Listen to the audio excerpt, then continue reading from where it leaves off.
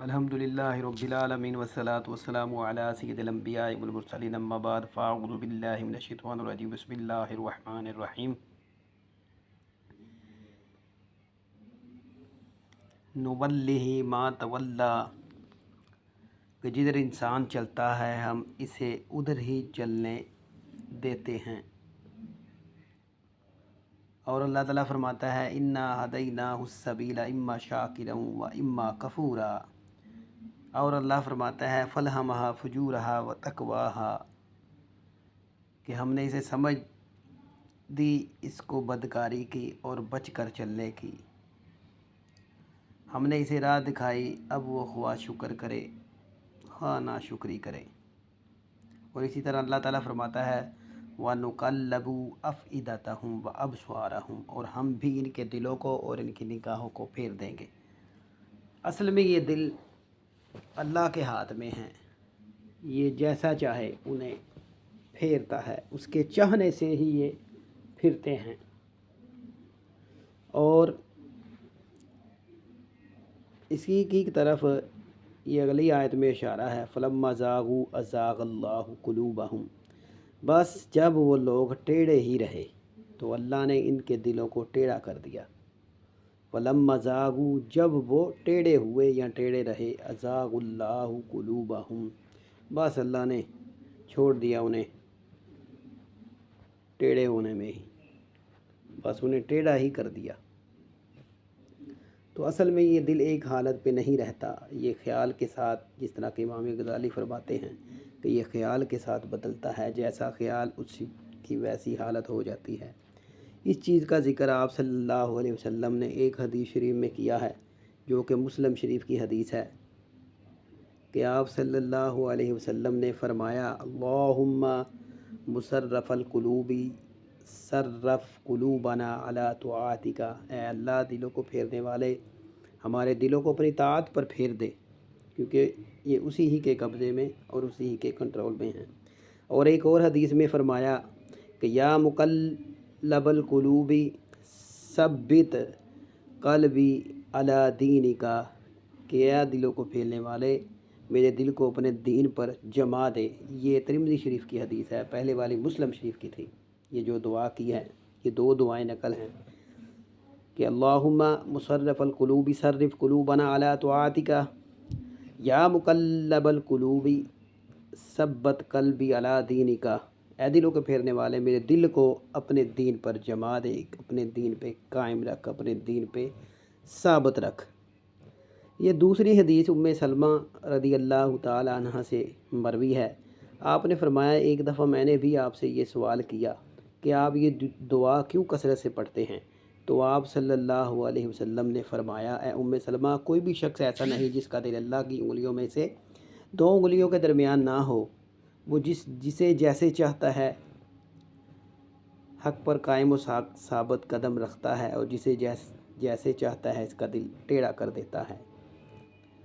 پھر راوی نے یعنی حضرت معاذ نے آیت ربنا لا تزغ قلوبنا بعد اذ ہدیتنا پڑھی کہ اے ہمارے رب ہمیں ہدایت دینے کے بعد ہمارے دلوں میں کجی گمراہی پیدا نہ کر، ہمارے دل نہ پلٹ نہ پھیر نہ ٹیڑھے کر ہدایت دینے کے بعد۔ یہ ترمذی شریف کی حدیث کے لفظ ہیں کہ اللہ تعالیٰ جب چاہے دلوں کو پھیر دیتا ہے، لیکن اکثر پھیرتا ادھر ہی ہے جہاں بندے کا دل پھرتا ہے، جیسا کہ آیت میں آیا ہے سورہ نساء نولہ ما تولی جدھر انسان چلتا ہے ہم اسے ادھر ہی چلنے دیتے ہیں۔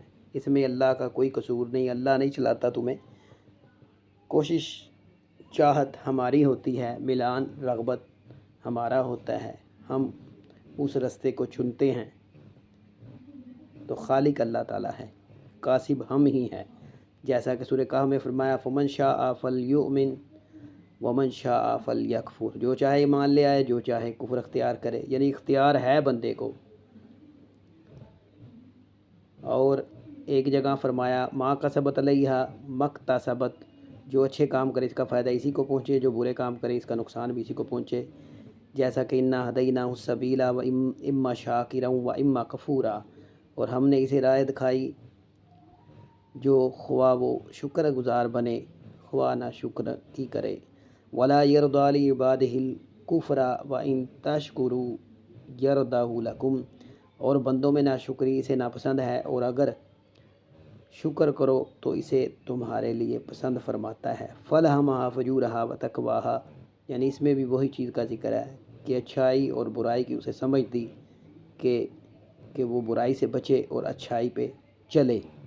और औलिया कराम भी इसी हालत की तरफ अवाम को और मुसलमानों को मतवज्जो करते हैं। आप फरमाते हैं हज़रत गौस पाक रज़ियल्लाहु तआला अन्हु, वल मुरादु मिनल इसबाइनी सिफ़तल कहरी वल लुत्फ़ी, कि यहाँ अल्लाह की दो उंगलियों से मुराद इसकी सिफ़त कहर और लुत्फ़ है।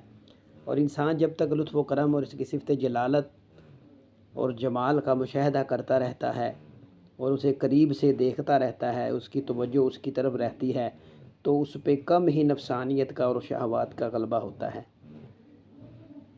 क्योंकि अगर वो बंदा कहर व गज़ब से निकल कर जमाल और इसके कमाल की तरफ और उसकी अहदियत की तरफ ना आए और उसके हुजूर की तरफ उसका हाल ये गवाही ना दे कि इय्याका नअबुदु व इय्याका नस्तईन, ये असल में गवाही है जो अल्फाज उसकी ज़ुबान से अदा हो रहे होते हैं नमाज में, कि उस वक़्त वो अल्लाह की बारगाह में मौजूद है। ये मुखातब का सीगा है, इय्याका नअबुदु व इय्याका नस्तईन।